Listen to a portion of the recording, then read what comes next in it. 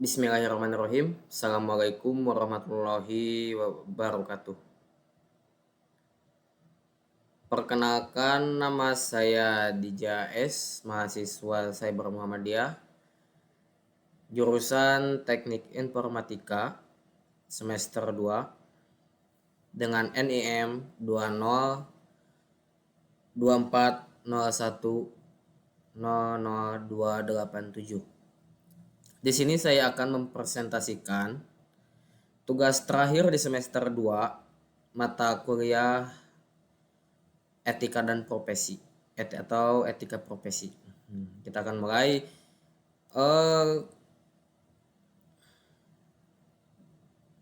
File ini dibuat oleh Pak Wicaksono Yuri Sulistyo MKom. Mohon izin Bapak. Yang dirangkum oleh saya sendiri selaku perangkum di JAS. Kita mulai.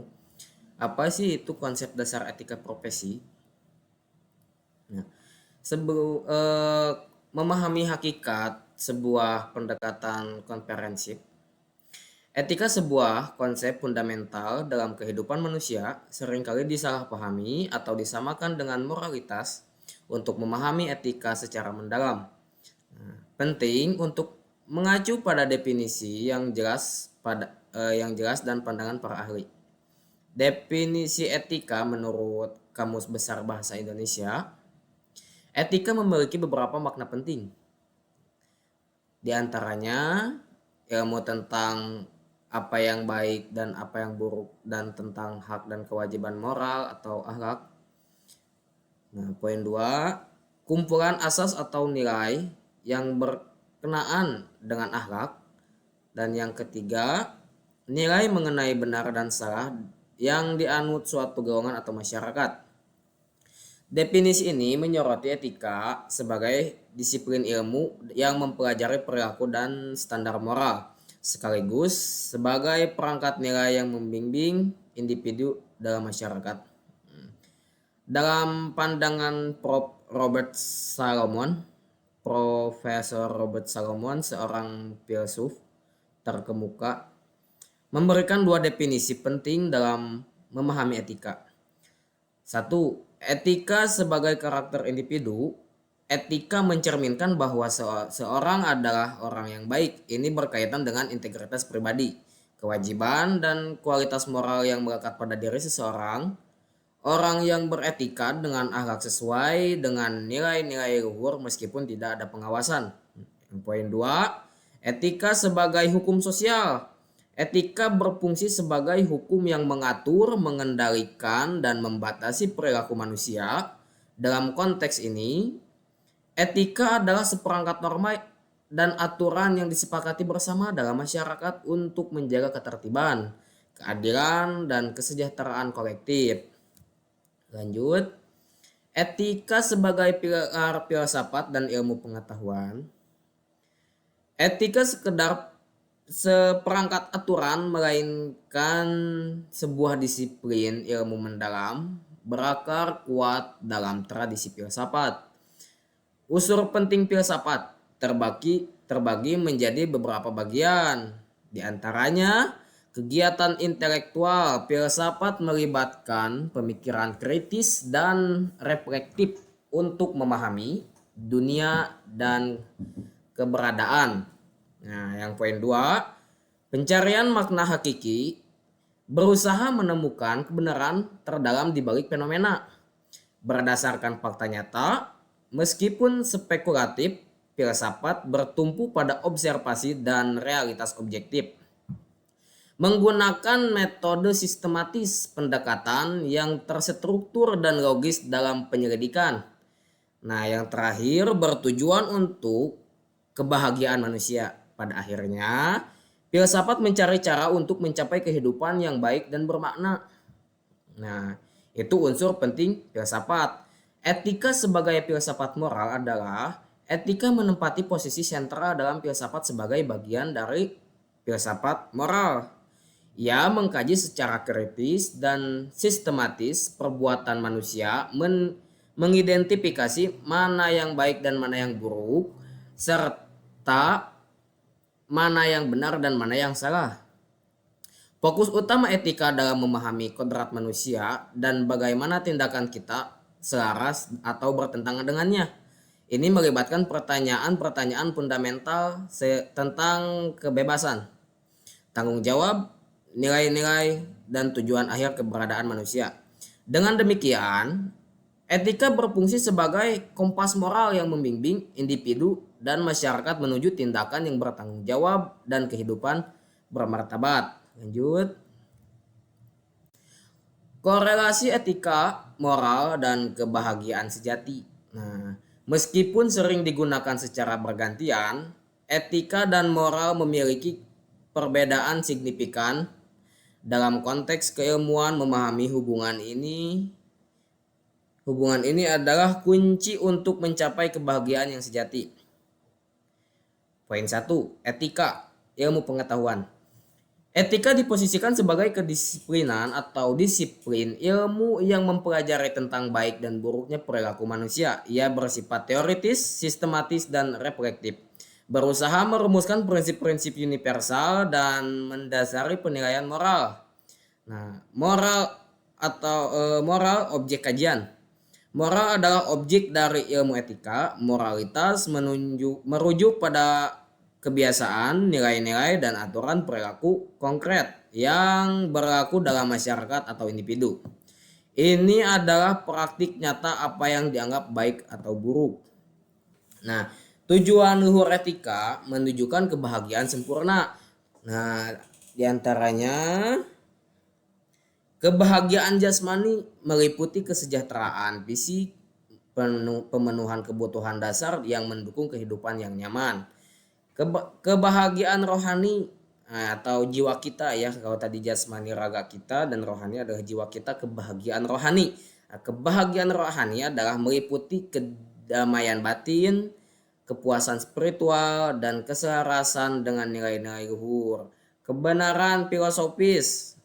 Etika mencari kebenaran tentang hakikat kebaikan dan keburukan yang pada akhirnya membimbing manusia untuk hidup sesuai dengan akal budi dan hati nurani demi mencapai integritas diri, kebahagiaan yang holistik. Lanjut. Di tahap perkembangan moral Holberg, pondasi awal, maaf ya, saya kurang atau agak cadel tidak bisa menyebutkan R, jadi R-nya kurang jelas. Dilanjut ya. Teori perkembangan moral Lawrence Kohlberg menguraikan bagaimana individu mengembangkan pemahaman mereka tentang benar dan salah melalui serangkaian tahapan. 3 tahap pertama mewakili tingkat awal perkembangan moral. 1. Tahap orientasi ganjaran. Pada tahap ini, individu sangat fokus pada konsekuensi langsung dari tindakan mereka, terutama yang berkaitan dengan kekuatan fisik dan material. Perbuatan dianggap benar jika menghasilkan hadiah atau menghindari hukuman. Nilai kemanusiaan, empati, atau pertimbangan terhadap perasaan orang lain belum menjadi prioritas utama. Anak-anak kecil seringkali berada pada tahap ini, di mana perilaku mereka didorong oleh keinginan untuk mendapatkan pujian atau menghindari sanksi fisik. 2.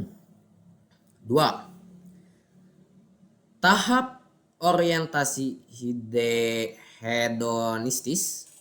Dalam tahap hedonistis, individu mulai memahami bahwa tindakan dapat memiliki dampak pada orang lain, tetapi motivasi utamanya tetaplah pemenuhan kebutuhan dan keinginan pribadi. Perbuatan dianggap benar jika memuaskan kebutuhan individu itu sendiri atau jika ada imbalan timbal balik, aku garuk punggungmu. Nah, kamu garuk punggungku. Ada kesadaran akan kebutuhan orang lain, tetapi ini seringkali hanya sebagai sarana untuk mencapai tujuan pribadi. Nah, di tahap 3, orientasi konformitas, tahap ini sering disebut sebagai orientasi anak manis. Nah, atau persetujuan interpersonal. Individu mulai menilai tindakan berdasarkan seberapa baik tindakan itu memenuhi tahapan kelompok atau masyarakat. Tujuan utama adalah mendapatkan persetujuan, menjaga hubungan baik, dan menjadi orang yang baik di mata orang lain. Ada keinginan kuat untuk menyesuaikan diri dengan norma sosial dan menghindari penolakan. Empati mulai berkembang tetapi masih terikat pada kelompok terdekat. Lanjut. Tahap perkembangan moral Kohlberg, puncak integritas moral. Melanjutkan dari pondasi awal, 3 tahap terakhir dalam teori Kohlberg menunjukkan perkembangan moral semakin kompleks dan berlandaskan prinsip-prinsip universal. Mohon maaf ya, saya agak susah bilang KOHLBERG itu karena udah saya kayaknya pendek deh. Jadi agak susah menyampaikan bilang R gitu. R bisa ketika disatukan berg. Ya gitu ya. Mungkin kalian bisa baca sendiri atau mohon maaf Bapak dosen. Kita lanjut ke tahap 4, orientasi otoritas. Pada tahap ini, individu sangat menghormati hukum, aturan, dan otoritas yang ada. Perbuatan dianggap benar jika mematuhi hukuman dan menjaga ketertiban sosial. Ada pemahaman yang kuat tentang kewajiban dan tanggung jawab dalam masyarakat. Tujuan utama adalah mempertahankan sistem sosial yang berfungsi dan menghindari kekacauan. Penilaian moral seringkali bersifat kaku dan kurang mempertimbangkan nuansa atau konteks. Nah, di tahap 5, orientasi kontrak sosial. Individu pada tahap ini mulai menyadari bahwa hukum dan aturan adalah hasil dari kesepakatan sosial dan dapat diubah untuk melayani kepentingan masyarakat yang lebih besar. Mereka menekankan pada persamaan derajat, hak-hak individu, dan kewajiban timbal balik yang diatur secara demokratis. Ada fleksibilitas dan dalam menafsirkan aturan dengan mempertimbangkan prinsip-prinsip keadilan dan hak asasi manusia. Namun mereka mengakui bahwa konsensus sosial adalah penting. Tahap 6, orientasi suara hati. Ini adalah tahap tertinggi perkembangan moral. Individu bertindak berdasarkan prinsip-prinsip etika universal yang dipilih sendiri. Nah, bukan hanya karena hukum atau persetujuan sosial, mereka memberikan nilai tertinggi pada martabat manusia, keadilan, dan prinsip moralitas universal seperti hak untuk hidup, kebebasan, dan kesetaraan. Penilaian moral sangat internal, didorong oleh hati nurani, dan individu siap untuk menentang hukum atau norma sosial jika bertentangan dengan prinsip-prinsip etika yang lebih tinggi. Nah, lanjut ke slide berikutnya. Bentar ya.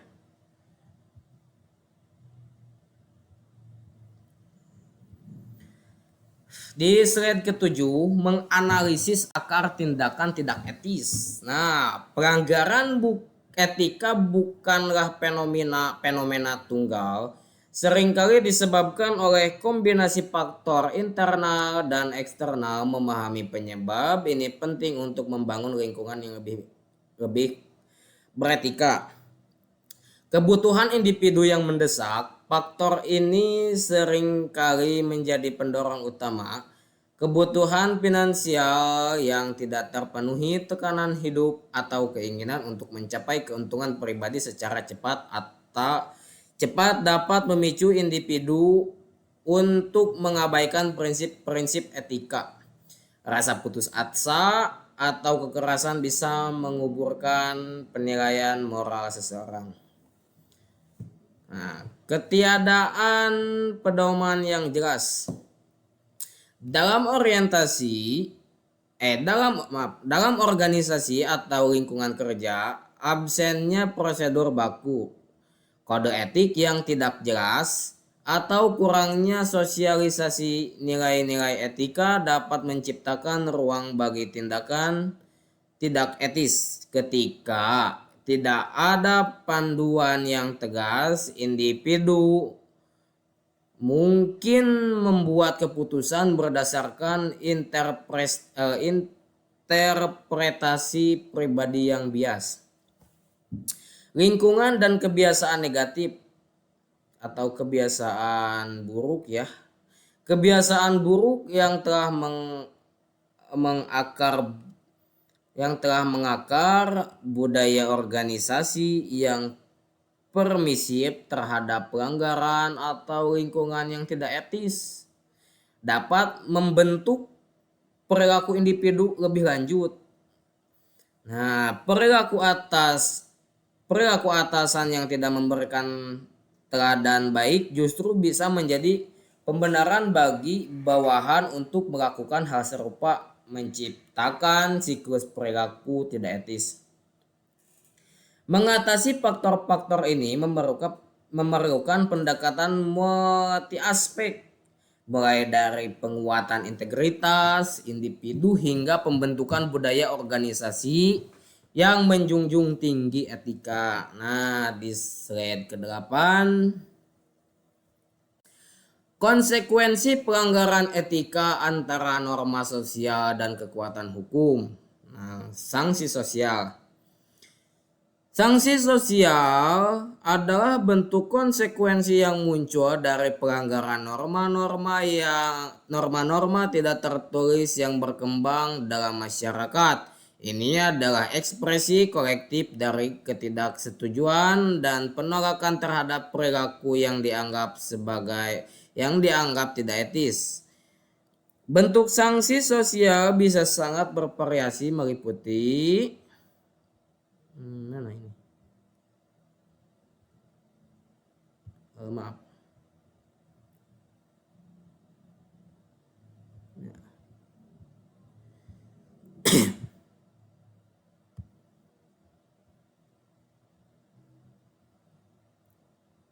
Nah, meliputi pengucilan atau ostrasisme individu yang melanggar etika dapat dijauhi atau dikucilkan dari lingkungan sosial atau profesional mereka. Hilangnya kepercayaan atau reputasi seseorang hancur dan orang lain mungkin kehilangan kepercayaan terhadap integritasnya. Cemoohan atau kritikan. Pelaku dapat menjadi objek pembicaraan negatif, cemoohan atau kritikan dari rekan kerja, teman atau masyarakat umum. Tekanan psikologis, rasa malu, bersalah atau penyesalan akibat stigma sosial dapat menyebabkan tekanan psikologis yang signifikan meskipun tidak memiliki kekuatan hukum formal. Sanksi sosial seringkali sama efektifnya jika tidak lebih parah dalam membentuk perilaku karena dampaknya langsung terasa pada hubungan interpersonal dan harga diri.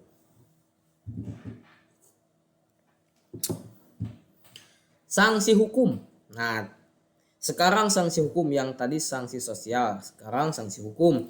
Sanksi hukum terjadi apabila tindakan pelanggaran etika juga bertepatan atau sejalan dengan pelanggaran aturan hukum tertulis yang berlaku. Dalam konteks profesi, banyak kode etik yang memiliki kekuatan hukum atau menjadi dasar bagi peraturan perundang-undangan. Jenis-jenis sanksi hukum yang dapat diterapkan meliputi beberapa bagian, diantaranya denda atau ganti rugi, kewajiban membayar sejumlah uang sebagai kompensasi atas kerugian yang ditimbulkan. Nah, poin 2, pencabutan izin praktik atau lisensi, terutama dalam profesi yang diatur, misalnya dokter, pengacara, akuntan. Pelanggaran etika berat dapat mengakibatkan hilangnya hak untuk berpraktik. Poin 3, pemecatan atau pemberhentian kerja. PHK. Bisa disebut sebagai PHK. Emang PHK begitu. Dalam konteks pekerjaan, hilangkan etika yang serius bisa berujung pada pemutusan hubungan kerja. Hukuman penjara untuk kasus-kasus yang melibatkan tindakan kriminal, misalnya penipuan, korupsi, pencurian informasi yang juga melanggar etika profesi. Sanksi hukum memberikan penegasan formal terhadap konsekuensi pelanggaran dan bertujuan untuk menegakkan keadilan serta mencegah tindakan serupa di masa mendatang. Nah, slide terakhir. Di slide terakhir, dua dimensi etika dalam masyarakat, deskriptif dan normatif. Deskriptif dan normatif. Dalam kajian filsafat moral, etika dapat dibagi menjadi dua jenis utama yang saling melengkapi, etika deskriptif dan etika normatif. Keduanya memberikan perspektif yang berbeda namun krusial dalam memahami perilaku moral manusia. Nah, etika deskriptif mengamati realitas moral. Etika deskriptif berfokus pada fakta, yaitu mengamati, mendeskripsikan, dan menganalisis fenomena moral yang ada dalam masyarakat atau individu. Ia berusaha menjawab pertanyaan bagaimana orang benar-benar bertindak dan berpikir tentang moralitas tanpa memberikan penilaian. Ini mencakup 3 poin. Nah, poin 1, menganalisis nilai dan pola perilaku etis yang membudaya di satu komunitas. 2, mempelajari sistem kepercayaan moral sebagai kelompok sosial dan budaya. Mencatat sejarah perkembangan pemikiran moral. Tujuannya adalah untuk memahami dan menjelaskan realitas moral sebagaimana adanya. Memberikan dasar empiris bagi studi etika. Etika yang kedua adalah etika normatif. Nah, etika normatif membentuk tindakan yang benar. Kalau tadi mengamati realitas moral, sekarang etika normatif adalah membentuk tindakan yang benar. Berbeda dengan etika deskriptif. Etika normatif bersifat preskriptif. Nah, ia tidak hanya mendeskripsikan tetapi juga memberikan penilaian dan himbauan tentang bagaimana manusia harus bertindak. Etika normatif mencari dan merumuskan prinsip-prinsip universal yang seharusnya membimbing perilaku moral. Ini melibatkan satu, mengembangkan standar atau norma untuk menilai apakah suatu tindakan benar atau salah, memberikan argumen filosofis untuk membenarkan suatu prinsip moral, mengarahkan individu untuk bertindak sesuai dengan nilai-nilai luhur dan norma yang berlaku. Tujuannya adalah untuk membimbing individu dan masyarakat menuju tindakan yang etis dan bermoral. Perbedaan esensial dan hubungan keduanya. Perbedaan mendasar terletak pada fokusnya. Etika deskriptif memberikan fakta dan pemahaman tentang apa yang ada sebagai dasar untuk membuat keputusan etis. Etika normatif memberikan kerangka kerja dan prinsip tentang apa yang seharusnya dilakukan berdasarkan fakta refleksi filosofis. Kedua jenis etika ini tidak terpisah melainkan saling melengkapi. Etika deskriptif memberikan data dan konteks, sementara etika normatif menggunakan informasi tersebut untuk merumuskan pedoman tindakan yang etis. Cukup sekian presentasi dari saya untuk tugas etika profesi pertemuan pertama sampai pertemuan 14. Jadi eh, bukan 14 sebenarnya, cuman 13 dokumen, 14 pertemuan itu karena di pertemuan 8-nya adalah UTS, tidak ada teori, tidak ada materi. Jadi cuman 13 dokumen yang saya rangkum dengan bantuan ada sedikit polesan dari AI, Gemini. Ya, mohon maaf Bapak dosen, Bapak Wicaksono, boleh kalian jawab di komentar ya. Apa yang saya bahas itu konsep dasar etika profesi. Coba jawab di bawah komentar apa etika profesi dalam Kamus Besar Bahasa Indonesia. Cukup sekian ya. Mohon izin karena presentasi sudah selesai. Terima kasih Bapak dosen, Bapak Wicaksono yang telah memberikan ilmu. Semoga bermanfaat bagi saya pribadi, juga bermanfaat untuk saya ke depannya dan bermanfaat bagi orang lain. Nah, yang disampaikan oleh Bapak ini ya. Terima kasih. Billahi taufiq wal hidayah. Wassalamualaikum warahmatullahi wabarakatuh.